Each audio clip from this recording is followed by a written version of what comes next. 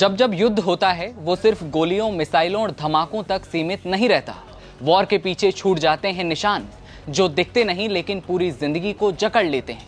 Gaza एक नाम नहीं, आज एक जख्म बन चुका है। गाजा के लोगों ने शायद कभी सोचा भी नहीं था कि एक दिन उनका शहर जिंदा लाशों का मंजर बन जाएगा। धरती पर नर्क की तुलना गाजा से की जाने लगेगी। 52,000 से ज्यादा लोगों की मौत और बीते 24 घंटों में भूख से 21 बच्चों ने दम तोड़ दिया। इजरायली हमले, नाकाबंदी और अंतहीन तबाही ने गाजा की धरती को एक खुली जेल में बदल कर रख दिया है। हर तरफ भुखमरी फैल रही है और अगर अब भी दुनिया चुप रही तो ये सन्नाटा एक पूरी पीढ़ी को निगल जाएगा। नमस्ते, नवभारत टाइम्स आप देख रहे हैं। दिव्यांशु राठौर नाम है मेरा। इजरायली हमलों और नाकाबंदी का सामना कर रहे गाजा में हालात दिनों दिन बद से बदतर होते जा रहे हैं। माएं अपने बच्चों को गोद में लिए हुए, अस्पतालों में जख्मी लोग हैं। खाली बर्तन और राहत का इंतजार करते लोगों की आंखें अब पथराने लगी हैं। इसी बीच 100 से ज्यादा सहायता संगठन और मानवाधिकार समूहों ने कहा कि गाजा में बड़े पैमाने पर भुखमरी फैल रही है। इन समूहों ने अपने बयान में कहा है कि गाजा में राहत के लिए तत्काल कदम नहीं उठाए गए तो नतीजे बेहद खराब हो सकते हैं। मानवाधिकार गुटों ने गाजा में पूरी पीढ़ी के भविष्य पर संकट होने की बात भी कही है। Medicine sense frontiers, save the children और ऑक्सफैम जैसे संगठनों ने संयुक्त बयान में कहा कि सिर्फ फिलिस्तीनी ही नहीं, गाजा में उनके सहयोगी और कर्मचारी भी खाने की कमी का सामना कर रहे हैं। ये चेतावनी ऐसे समय में आई है जब गाजा के स्वास्थ्य मंत्रालय ने 24 घंटे में कुपोषण से 10 और फिलिस्तीनियों की मौत की जानकारी भी दी है।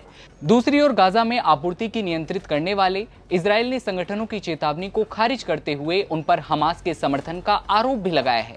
ब्रिटिश रेड क्रॉस की रिपोर्ट की माने तो गाजा में 4,70,000 लोग भूखमरी का सामना कर रहे हैं, जो कि कुल जनसंख्या का 22% है। 7 अक्टूबर 2023 जब इजराइल में 1,195 लोग मारे गए और 251 बंधक बनाए गए थे, तब से गाजा में 52,000 से ज्यादा लोग मारे जा चुके हैं और कई लोग घायल भी हैं। बंधक अभी भी मौजूद हैं और अनगिनत बचे हुए लोग सदमे में हैं। 90% आबादी को अपने घर छोड़ने के लिए मजबूर होना पड़ा। जनवरी 2025 में हुए युद्ध विराम समझौते ने गाजा के लाखों लोगों को परेशानियों से राहत तो दी। जो परिवार बिखर गए थे वे फिर से एक हो गए या अपने प्रियजनों को सुकून दे पाए हैं। मार्च 2025 में युद्ध की आग फिर लगती है और युद्ध विराम समझौता टूट जाता है। इसी के साथ शुरू होता है सफर गाजा के नर्क में तब्दील होने का। ये सिर्फ युद्ध नहीं, ये इंसानियत की हार है और इस हार में सबसे ज्यादा कीमत चुका रहे हैं वो लोग जिनका इस लड़ाई से कोई लेना देना नहीं है। वो बच्चे जो सिर्फ जीना चाहते हैं, वो माएं जो अपने बच्चों के लिए एक वक्त की रोटी भी नहीं जुटा पा रही। संयुक्त राष्ट्र एजेंसी की ओर से कहा गया कि गाजा में भूख के चलते विनाशकारी परिणाम हो सकते हैं।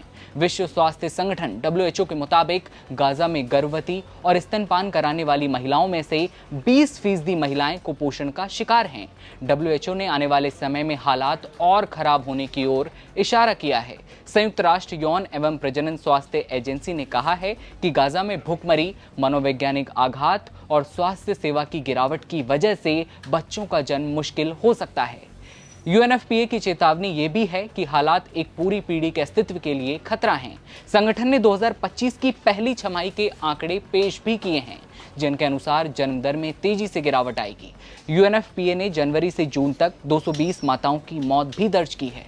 ये 2022 में दर्ज मातृ मृत्यु दर से 20 गुना ज्यादा है। संयुक्त राष्ट्र विश्व खाद्य कार्यक्रम का कहना है कि गाजा का जो भुखमरी संकट है, हताशा के नए और शॉकिंग लेवल तक पहुंच गया है। एजेंसी के आपात निदेशक रॉस स्मिथ ने सोमवार को बताया था कि करीब 1 लाख महिलाएं और बच्चे गंभीर कुपोषण से पीड़ित हैं और गाजा की 1/3 आबादी लगातार कई दिनों से बिना भोजन के रह रही है। इधर इजराइल हमास पर सहायता राशि को हड़पने का आरोप लगाता है और संयुक्त राष्ट्र एजेंसियों पर उसके द्वारा अनुमत खाद्यान्न पहुंचाने में विफल रहने का भी आरोप लगाता है। इजराइल समर्थित अमेरिकी ठेकेदार गाजा ह्यूमैनिटेरियन फाउंडेशन से संयुक्त राष्ट्र के इन झूठे और अतिरंजित आंकड़ों को खारिज करते हुए कहा कि ये आंकड़े पूरी तरह से झूठे हैं। हाल ही में कांग्रेस नेता और पूर्व केंद्रीय मंत्री पी चिदंबरम ने गाजा को लेकर चिंता भी जताई और लिखा कि गाजा में मानवता शर्मसार है। गाजा में हर दिन हत्याओं की संख्या दोहरे अंकों में पहुंच रही है। इनमें से कई महिलाएं हैं और कई बच्चे भी हैं जिनका संघर्ष शुरू करने से कोई लेना देना नहीं था। संयुक्त राष्ट्र के मुताबिक मई से अब तक गाजा पट्टी में भोजन पाने की कोशिश में 1000 से ज्यादा फिलिस्तीनी मारे जा चुके हैं।